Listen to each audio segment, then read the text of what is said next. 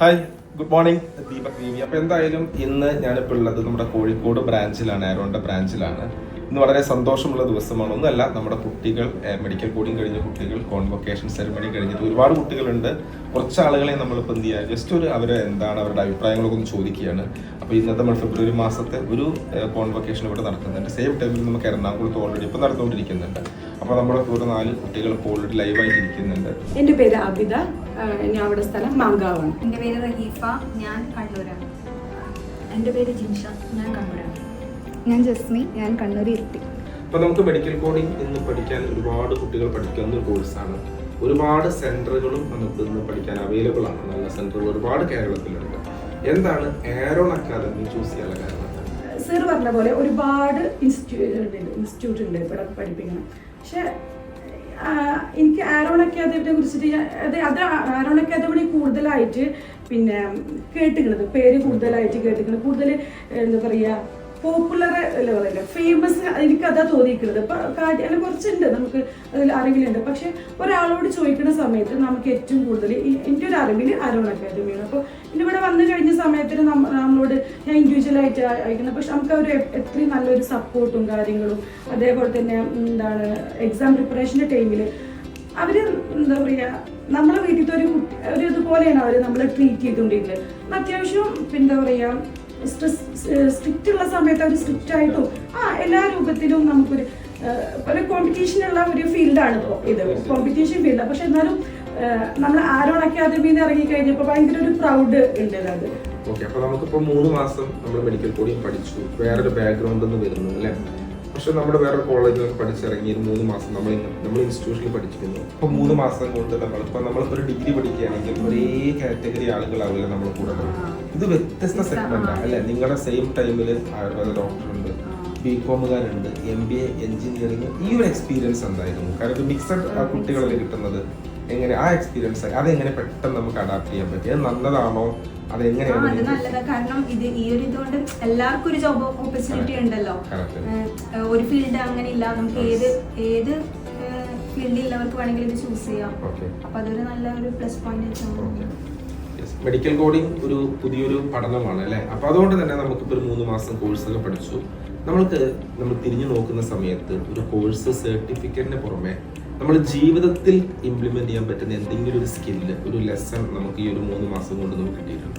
First time ഞാൻ BA English കഴിഞ്ഞിട്ട് വന്നതുകൊണ്ട് മെഡിക്കൽ ഫീൽഡിൽ കുറച്ച് പ്രശ്നങ്ങളൊക്കെ ഉണ്ടായിരുന്നു.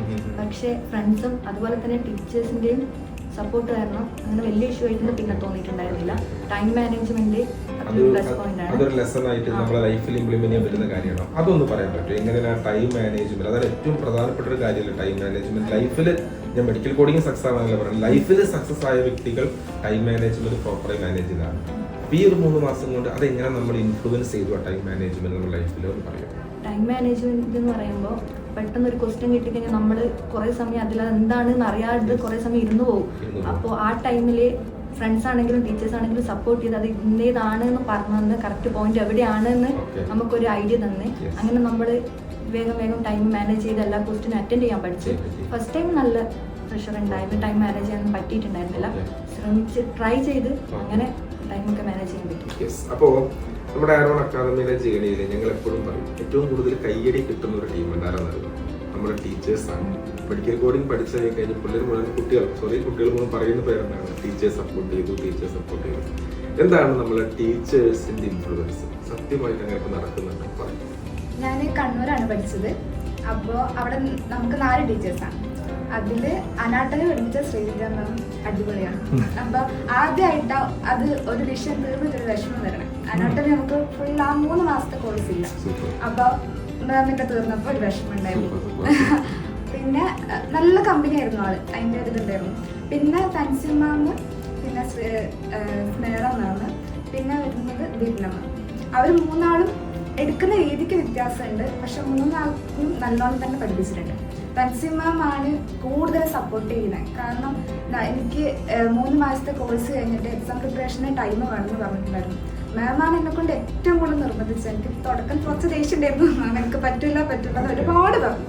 പക്ഷെ മാം നിരന്തരം എല്ലാ ക്ലാസ്സിലും വന്നിട്ട് നീ എന്തായാലും അത് എടുക്കണം ചെയ്യണം എന്ന് പറഞ്ഞാണ് എന്നെ കൊണ്ട് ചെയ്യിച്ചത്. അതിന് ഒരുപാട് നന്ദിയുണ്ട്. ഞാൻ പറഞ്ഞിട്ടൊന്നുമില്ല മാമിനോട്, പക്ഷെ അത് ശരിക്കും നന്നായി, കാരണം കണ്ടിന്യൂസ് ആയിട്ട് പോയത് തന്നെയാണ് എനിക്ക് വേഗം പാസ്സാകാനൊന്ന് പറ്റിയത്. പിന്നെ ദീപിന മാം ആണെങ്കിൽ ഏത് രാത്രിക്ക് ഡൗട്ട് ചോദിച്ചാലും പാവം ഇരുന്ന് എല്ലാം പറഞ്ഞു മാമിന് കിട്ടാത്തതാണെങ്കിൽ കൺസേൺ മാമിനോട് ആരും ചോദിക്കും. അങ്ങനെ ഒരു മടിയില്ല. ഇപ്പം മാമ അങ്ങനെ തുറന്ന് പറയും, ഞാൻ സമയം എടുത്ത് പറഞ്ഞു തരാം, അങ്ങനെ തന്നെ പറയും. അങ്ങനെ എല്ലാം ക്ലിയർ ആക്കി തന്നിട്ടുണ്ട്.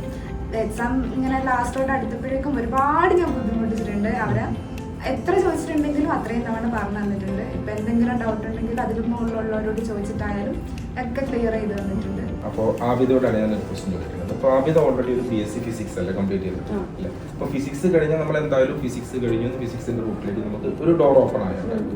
എന്നാൽ എപ്പോഴും നമ്മൾ പറയാറുണ്ട് നമ്മളെ സർട്ടിഫിക്കറ്റിന്റെ കൂടെ എപ്പോഴും നമുക്ക് ആഡ് ഓൺ സർട്ടിഫിക്കറ്റ് എടുക്കാൻ നമുക്ക് പറ്റണം. ഇപ്പോൾ മെഡിക്കൽ കോഡിംഗ് ഒരു എക്സ്ട്രാ ഒരു ആഡ് ഓൺ സർട്ടിഫിക്കറ്റ് ആണ്.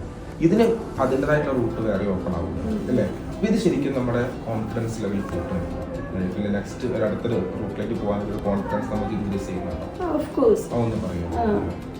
നമ്മൾ എന്താ പറയുക, ഇപ്പോൾ ഡിഗ്രി ഫിസിക്സ് ഡിഗ്രി ഉണ്ട്, അതിൻ്റെ കൂടെ നമുക്ക് മെഡിക്കൽ കോഡിംഗ് എന്ന് പറയുമ്പോൾ ഇപ്പം റീസെൻ്റ്ലി ഇവിടെ നമുക്ക് ഭയങ്കര പെട്ടെന്ന് ജോലി നേടാൻ പറ്റുന്നതും ഭയങ്കരമായിട്ട് എന്താ പറയുക വാല്യൂ ഉള്ള ഒരു സാലറി ബേസ് ആയാലും ഭയങ്കര വാല്യൂ ഉള്ള ഒരു കോഴ്സായിട്ടാണ് നമ്മൾ മെഡിക്കൽ കോഡിംഗ്. ഇപ്പോൾ റീസെൻ്റ്ലി ഇപ്പോൾ നമുക്ക് ഒരുപാട് ആൾക്കാർ ജോബ് പിന്നെ അച്ചീവ് ചെയ്യാനും അവരൊരു എന്താ പറയുക ഈസി ആയിട്ട് നമുക്ക് പറ്റുന്നുണ്ട് കോഡിംഗ് കൊണ്ട്.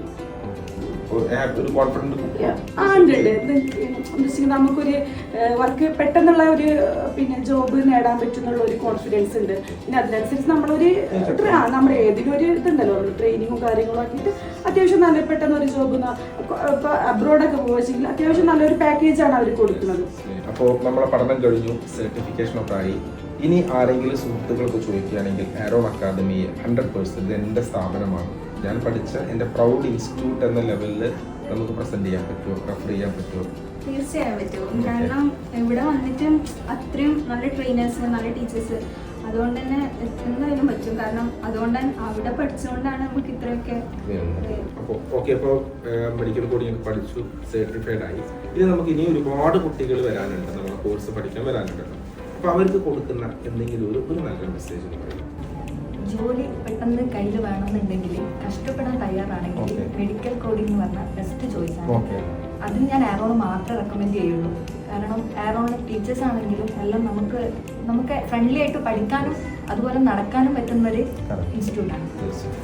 നമുക്കൊരുപാട് കോഴ്സുകൾ പഠിക്കുന്നുണ്ട്, പക്ഷെ കഷ്ടപ്പെട്ടാലും നമുക്ക് പഠിച്ച് കഴിയുമ്പോൾ നമുക്ക് എന്ത് കിട്ടുന്നുണ്ട്? ഒരു ജോലി എന്നുള്ളത് വലിയൊരു ആശ്വാസമല്ല നമുക്ക്. അപ്പം അത് നമുക്ക് ഓൾറെഡി കിട്ടുന്നുണ്ട്. എന്താണ് പുതിയൊരു കുട്ടികൾക്ക് കൊടുക്കുന്ന എന്തെങ്കിലും ഒരു മെസ്സേജ് ഉണ്ടോ പഠിച്ചിറങ്ങിയ ഒരു സ്റ്റുഡൻറ്റ് എന്നുള്ള ലെവലിൽ പറയുകയാണെങ്കിൽ? അത് ടീച്ചേഴ്സിന്റെ പറയണത് കേട്ട് കറക്റ്റായിട്ട് മുമ്പോട്ട് പോയാൽ ഒരു കുഴപ്പമില്ലാണ്ട് പാസ്സാകും. കാരണം ഞാൻ അങ്ങനെ ഒരു പ്രൊഫഷണൽ ഒരു കോഴ്സ് ആകുമ്പോൾ അതിൻ്റെതായ എല്ലാ ബുദ്ധിമുട്ടുകളും പഠിക്കാനുള്ള സമയം. ഞാനെന്ന് വെച്ചാൽ എനിക്ക് ഒരു 2-3 മണിക്കൂറിൻ്റെ യാത്രയുണ്ടായിരുന്നു എനിക്ക് കണ്ണൂരോട്ട് എന്ന് പറയുമ്പോൾ. അപ്പോൾ അത്രയും സമയം എടുത്ത് ഞാൻ വീട്ടിലെത്തുമ്പോൾ മടുപ്പും കാര്യം എല്ലാം ഉണ്ടെങ്കിലും ഞാൻ പഠിക്കാനുള്ള സമയമെല്ലാം വെച്ചിട്ട് തന്നെയാണ് ചെയ്തത്. അപ്പോൾ നമ്മൾക്ക് വേണമെന്ന് വിചാരിച്ച് ടീച്ചേഴ്സിൻ്റെ മാർഗനിർദ്ദേശം എല്ലാം കേട്ട് കറക്റ്റായിട്ട് പോയിട്ടുണ്ടെങ്കിലും എന്തായാലും നമ്മൾ ഏത് മേഖലയിൽ വിജയിക്കണമെങ്കിലും ഒരു മെന്റർ അല്ലെ, ഒരു ആൾ നമ്മൾ കൂടെ ഉണ്ടാകും എപ്പോഴെങ്കിലും. അതായത് ഇവിടെ നമുക്ക് ടീച്ചേഴ്സ് ആയിട്ടാണ് നിൽക്കുന്നത്, പക്ഷെ അവരുടെ ആ റൂട്ട് പറയുന്ന സിസ്റ്റം നമ്മൾ ഫോളോ ചെയ്തൊക്കെ ചെയ്തു നമുക്കത് എളുപ്പമായി മാറില്ല ചെയ്തു. നിങ്ങൾക്കും വിചാരിച്ചാൽ ഒറ്റയ്ക്ക് പഠിച്ച് പാസ്സാവുന്ന കാര്യമുള്ളൂ എന്ന് മെഡിക്കൽ കോഡിംഗ് സത്യം. പക്ഷെ ഒരാളുടെ മെന്റർഷിപ്പ് ഉണ്ടാകുന്ന സമയത്ത് എന്തായാലും അത് നമുക്ക് എളുപ്പമായിട്ട് പറയാം. അപ്പോൾ ആ സിസ്റ്റം നമ്മൾക്ക് ഫോളോ ഇത് തന്നെ നിങ്ങളുടെ ലൈഫിലും ഉണ്ടാവും. കമ്പനിയിൽ പോകുന്ന സമയത്ത് പറയുന്ന കാര്യങ്ങളാവും നിങ്ങളുടെ മാനേജർ നിങ്ങളുടെ ടീം ലീഡർ പറയുമ്പോൾ അത് കേൾക്കാനും ആ ഒരു സിസ്റ്റം ഫോളോ ചെയ്യാൻ ക്ലിയർ ആയിട്ട് നമ്മുടെ ലൈഫിൽ എന്തായി ഹാപ്പി ആയിട്ട്. എന്തായാലും ഇപ്പം നമ്മൾ മുന്നിരിക്കുന്ന 4 പേരും ഇനി ഒരുപാട് ആൾക്കാർ പുറത്തിരിക്കുന്നുണ്ട്. നമ്മൾ ക്വാളിഫിക്കേഷൻ കഴിഞ്ഞ ആളുകളുണ്ട്. എല്ലാവർക്കും നിങ്ങൾക്കും നല്ലൊരു വിശ്വാസം നമ്മൾ നേരുന്നു. Thank you. Thank you sir.